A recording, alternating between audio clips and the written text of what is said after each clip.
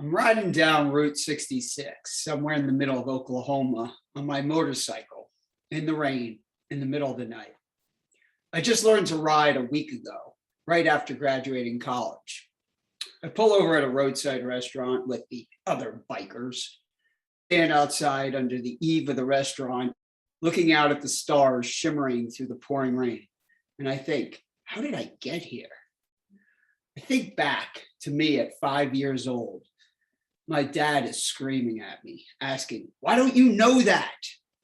I didn't even know what it is he thought I should know, but I don't have the wherewithal to say because I'm just 5 years old. Instead, I just think that I should know these things, and it's a problem that I don't, and there must be something wrong with me. I eventually grow up and get out of that house and go to college. I graduate with a triple major in mathematics, computer science, and philosophy. Do I know enough now, Dad? Upon graduation, I have no interest in getting a job in anything I studied, but instead I buy a motorcycle and I ride cross country to figure out what I want to do with my life. So here I am at this restaurant on the side of the road, looking out at the stars and the rain. And as the rain starts to slow down, the stars shine brighter and brighter, and I realize something big. We don't know how it is that we are here. We don't even ultimately know what this whole thing is. I'm blown away by this realization. I get back on my bike, and it's all I can think about. And I'd like to invite you to delve into that realization with me right now. Let's take a look. When we consider what life is, this thing we're all experiencing, there are two very basic elements that we tend to take for granted that form the basis for all of it: time and space. Space being where it all happens, and time being when it all happens. I invite you to take a close look at each of these, primarily at their beginnings. Now, I know there are a lot of answers out there for how life began. There's the Big Bang, creation, etc. As far as I'm concerned, all those answers are valid. I'm concerned with the answers. The only thing I care about right now with you is the question: how could time and space, as we know them, actually have a beginning, no matter where that beginning happened to come from? So let's look at time first. We're all used to relating to time on a day-to-day basis, and there doesn't seem to be anything unusual about it. We know what the date is, we know what the time is, we know how old we are, we have calendar apps to remind us of our appointments. But let's take a closer look at time's beginning. Let's consider the very notion of time itself having a beginning. It's pretty interesting when you look really closely. If time had a beginning, let's consider when that was. I think we can assume it was a really long time ago. That's fine. That doesn't make the question any less relevant. So let's take ourselves way back in time then. Let's go back to yesterday, last year, our birth, our parents' birth, and back as many years as it takes until we get to that moment when time began. So there we are at the beginning of time. What year is it? What months? What day? What time?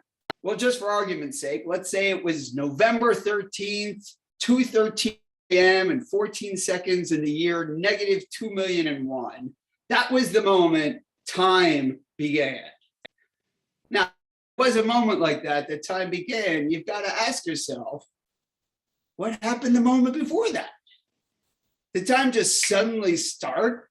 Was there just nothing, no time, and then boom, suddenly there was time? It's inconceivable, right? The very notion of time having a beginning is problematic. The very nature of time makes it pretty much impossible for it to actually have a beginning, because that beginning would have to be within time itself. All right, so we have to consider then that time might not have a beginning, in which case it would be infinite. It would just go on and on forever.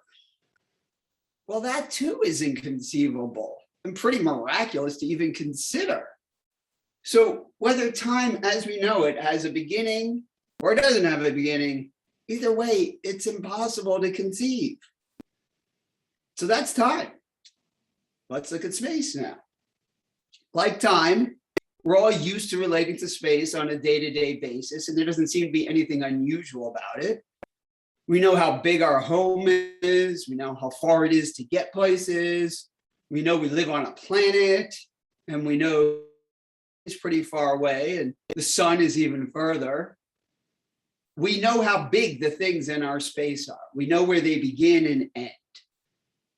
But let's look closer at space itself. Let's consider space having a beginning or ending. If it does, again, we can assume that it's really, really far away. That's fine. So, okay, let's get in a special spaceship that can travel any distance. We'll leave Earth, leave our solar system, and keep going and going until we reach the beginning of space. What's there? Like a wall? And if there's a wall, what's on the other side of that wall? Nothing? It's the same problem as with time having a beginning. If there is a beginning to space, where could that possibly be within space? It is inconceivable for space, the way we think of it, to actually have a beginning or an end. So then we have to consider, as with time, that space doesn't have a beginning either, that it's infinite, that it just goes on and on forever. And no matter how far you travel, it will never end. Now, and the only reality you and I know, physical objects, and the universe is a physical object, all have beginnings and endings. Infinite space is as inconceivable as infinite time, and outside the realm of what we know to be possible day to day.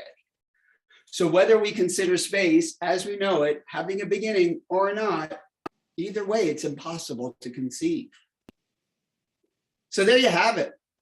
When it comes to these most basic elements of our experience, time and space, when we look at them really closely, they turn out to be completely inconceivable. Something about them just doesn't add up. They can't have a beginning, and they can't not have a beginning. So in the end, we don't and can't know what they truly are, which means we don't ultimately know what life itself is. You might want to ask yourself, can I be okay with that? Can I let life be mysterious? Can I be brave enough to not know? Yeah, it takes bravery to allow ourselves to not know. So I can have some compassion for my father who put so much importance on knowing things. Rather than rushing in to fill in that question with answers, can we stay with and appreciate the question, the mystery? Our answers are wonderful, but can we hold both our answers and question at the same time, retaining that sense of mystery and awe? Can we hold whatever answers we have a little more loosely?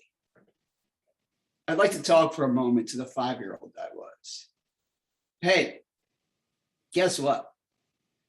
It's okay to not know everything. Actually, more than okay. It takes a lot of bravery. And if you're able to really not know, it's actually quite wonderful. Enjoy this mysterious and wondrous ride, little one. And please know that every step of the way, how much I love you. Thank you.